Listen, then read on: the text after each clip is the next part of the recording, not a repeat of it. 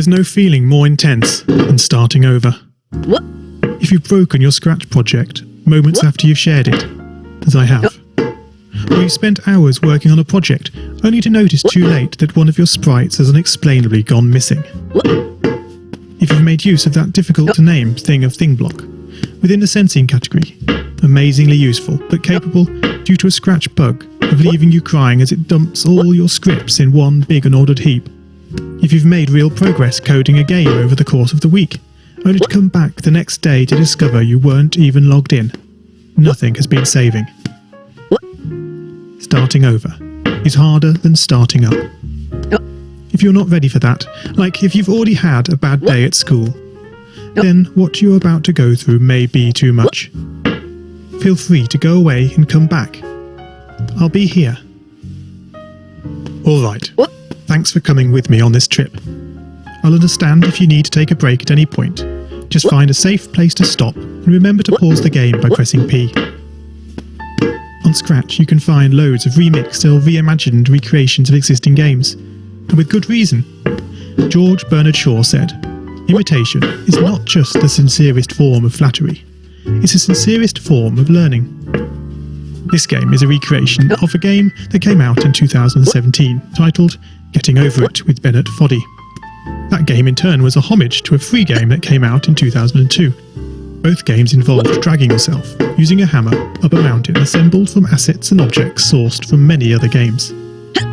It seems appropriate then that, when trying to recreate Getting Over It in Scratch, that we should construct our mountain from the same assets used in literally millions of Scratch projects, the unmistakable contents of the Scratch costume library. Unlike Unity or Unreal, Scratch does not provide you with a built-in physics or 3D rendering engine. It has no state-of-the-art debugger, you can't even pause your scripts. We are forced to program old school. Our experience capped at 30 frames per second on a 480 by 360 pixel stage.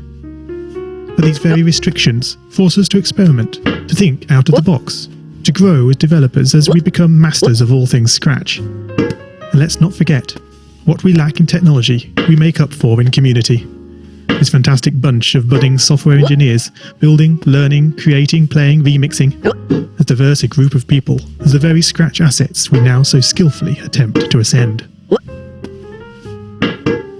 The act of climbing, in the digital world or in the real world, has certain essential properties that give the game its flavour. No amount of forward progress is guaranteed. When you start Getting Over It, you're standing next to a dead tree, which blocks the way to the entire rest of the game. You prod and poke at it, exploring the limits of your reach and strength, trying to find a way up. When starting a new Scratch project, that initial blank slate is both refreshing and at times a little scary. Wouldn't it be great if we could travel forward in time and review our finished projects to see how well they turned out? I certainly wish we could. The real draw of coding, what gives it that special zing, is the challenge of accomplishing something you've never done before.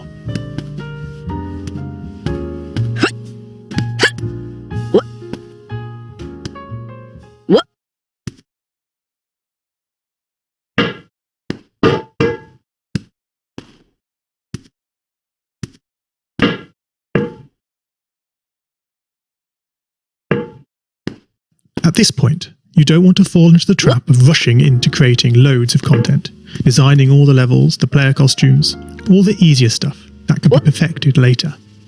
No, before all that, you need to prod and poke that tree. That is, understanding the coding difficulties you're expecting to face and try out any ideas to solve them. You may not be able to time travel, but at least this way you can get a good idea of how well your project is likely to go, and potentially save yourself a lot of time.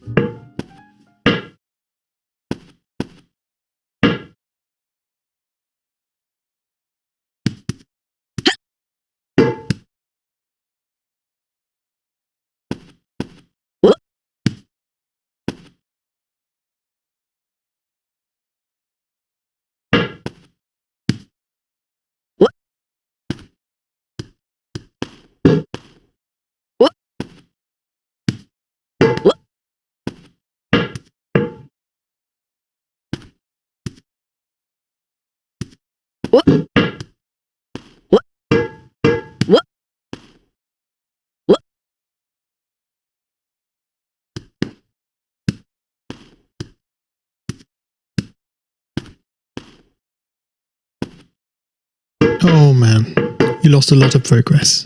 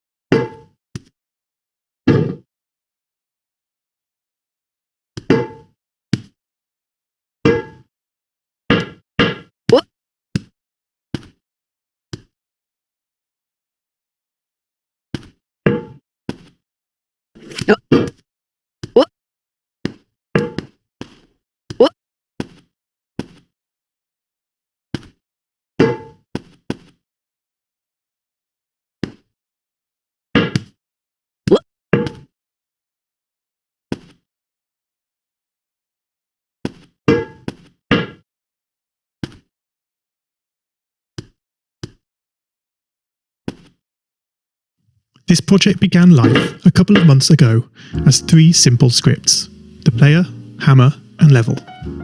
I spent no time on the art, just using Scratchcat and a few rectangles drawn in the sprite editor. The scripts for the player quickly mocked up in a similar fashion to those I teach on my YouTube channel.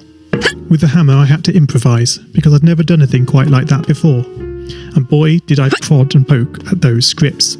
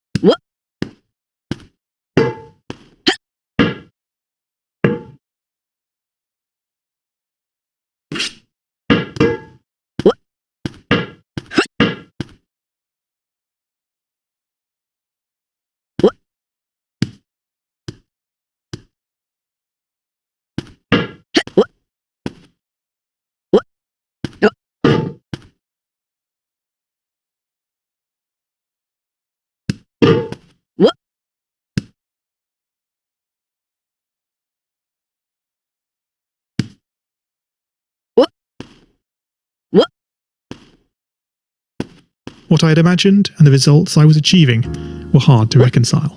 The hammer and the player sprites would get stuck in the walls and ground, shake and jiggle and clip up to the top of the screen. Worst of all, when I tried the bread and butter action of lifting the player up upon the hammer, any tiny movement would throw the player into a crazy up and down motion as if bouncing upon a possessed pogo stick. Things don't always turn out as you want them to, and sometimes it's good to take a break. So, for the time being, I shelved the project, letting it slowly slip down the list of unshared projects, joining the countless multitude of unfinished, unseen projects that haunt the vast storage archives of MIT.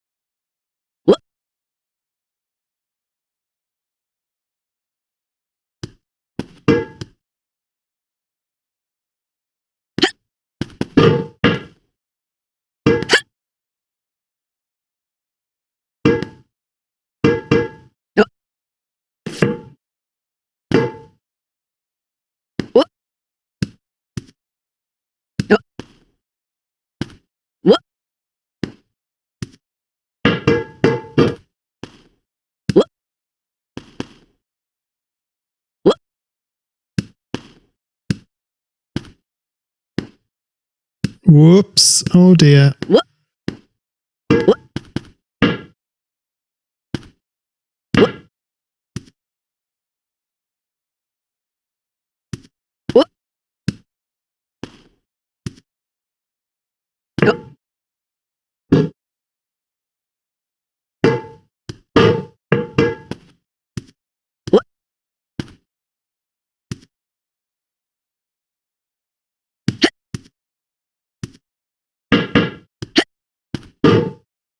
Oh no.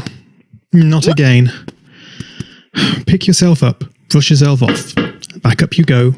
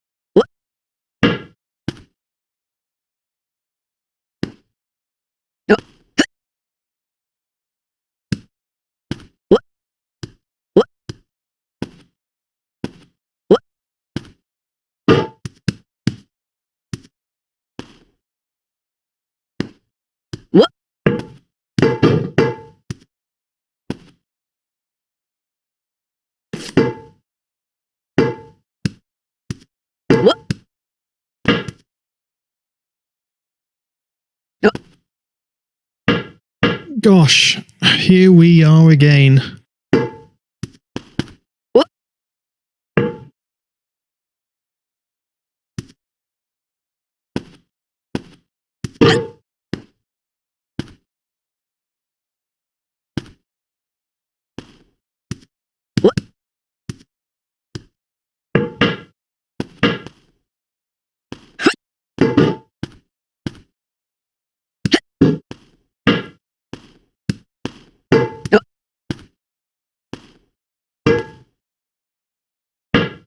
It always seems impossible. Until, that is, it's done. A failure is not always a mistake. It may simply be the best one can do under the circumstances. The real mistake would be to stop trying.